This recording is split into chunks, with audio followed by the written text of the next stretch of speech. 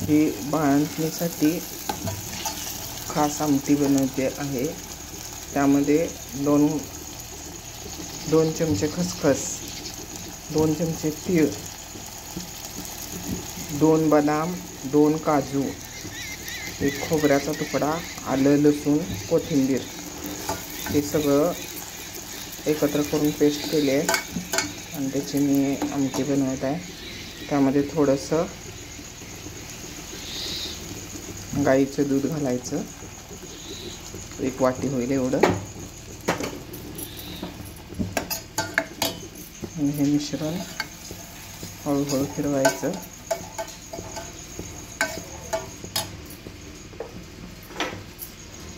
चवीपुरतं मीठ घालायचं आहे।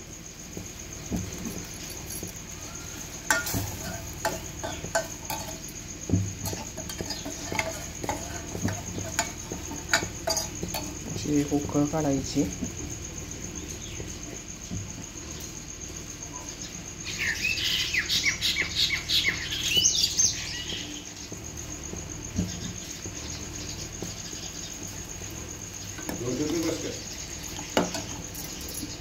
आणि मग त्याच्यामध्ये आपल्याला हवं तेवढं वाटण केलेलं पाणी घालून आदन करायचं।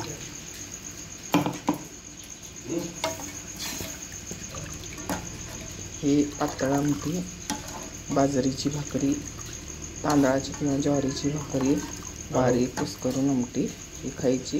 ही बाळंतीणीसाठी दूध येण्यासाठी खास आमटी आहे।